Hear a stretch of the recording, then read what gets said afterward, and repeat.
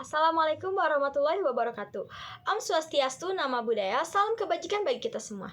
Perkenalkan, nama saya Tiara Suci Asmara, saya berasal dari Kabupaten Bandung. Di sini saya akan menjelaskan mengenai peraturan lalu lintas agar kita tahu pentingnya peranan peraturan lalu lintas.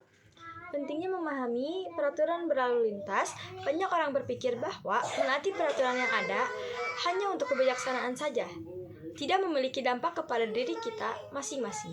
Namun, pada kenyataannya, peraturan dibuat itu demi kebaikan dan keselamatan kita bersama. Ada orang yang menaati peraturan lalu lintas hanya sekedar menggunakannya saja, tetapi tidak tahu apa kegunaannya dan apa manfaatnya bagi dirinya sendiri. Seperti menggunakan helm. Banyak orang hanya menggunakan helm karena takut ditangkap polisi. Padahal itu digunakan untuk keselamatan kita sendiri dalam menghindari keburukan yang tidak kita inginkan seperti kecelakaan. Dari hal tersebut, tentu banyak kita jumpai masih banyak orang yang tidak menaati peraturan yang telah ditetapkan oleh kepemerintahan. Hal ini tentu tidak dapat kita pungkiri akan peraturan yang masih banyak orang yang melanggar. Apakah penyebabnya memang dari dirinya sendiri atau faktor dari orang lain? Mematuhi keperaturan rambu lalu lintas merupakan salah satu aspek keselamatan yang diwajibkan oleh pihak kepolisian agar pengendara selamat sampai tujuan. Pelanggaran atas rambu-rambu di jalan raya bisa berdampak buruk bagi pengemudi maupun penumpangnya. Jika tidak menaati peraturan lalu lintas yang telah ditetapkan, maka tentu akan terjadinya ketimpangan dalam aspek yang telah diatur untuk mencapai keselamatan bersama. Jika hal ini dilanggar, tentu akan sangat berdampak buruk, baik bagi diri sendiri maupun orang lain yang sedang berkendara. Untuk menaati peraturan lalu lintas tersebut, tentu kita harus mengenal lebih dulu tentang rambu-rambu lalu lintas. Rambu lalu lintas adalah bagian perlengkapan jalan yang berupa lambang, huruf, angka, kalimat, atau perpaduan yang berfungsi sebagai peringatan, larangan, perintah, atau petunjuk bagi pengguna jalan. Namun, secara umum, rambu lalu lintas berfungsi untuk mengatur jalan lalu lintas agar lebih tertib dan teratur. Rambu-rambu lalu lintas ini memiliki jenis-jenis yang diantaranya sebagai berikut. Yang pertama adalah rambu peringatan.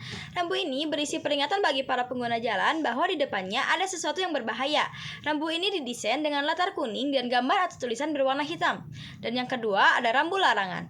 Rambu ini berisi larangan yang tidak boleh dilakukan oleh pengguna jalan. Rambu ini didesain dengan latar putih dan warna gambar atau tulisan berwarna merah dan hitam. Yang ketiga ada rambu perintah.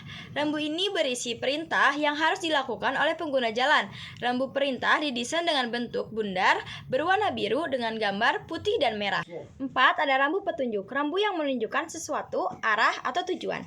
Yang kelima, ada rambu tambahan. Rambu yang memberikan keterangan tambahan bagi pengguna jalan.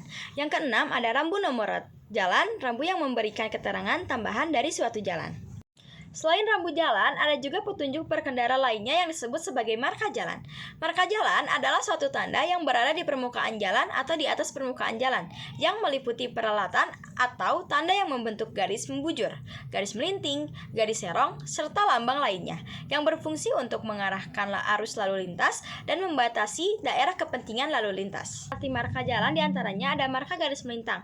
Marka berupa garis utuh menyatakan tanda batas berhenti kendaraan terhadap rambu, apil, dan tempat penyeberangan. Contohnya seperti stop line di persimpangan zebra cross. Ada juga marka berupa garis putus-putus sebagai batas yang tidak dapat diampau kendaraan sewaktu memberi kesempatan kepada kendaraan yang mendapatkan hak utama pada persimpangan. Yang kedua ada marka garis membujur. Marka berupa garis utuh atau putus-putus ganda yang berfungsi sebagai pengarah lalu lintas, pembatas dan pembagi laju, dan larangan bagi kendara untuk melintasi garis tersebut. Yang ketiga juga ada marka serong, berupa garis utuh yang tidak termasuk dalam pengertian marka membujur atau marka melintang, digunakan untuk menyatakan suatu daerah, permukiman, jalan yang bukan berupa jalur lalu lintas kendaraan.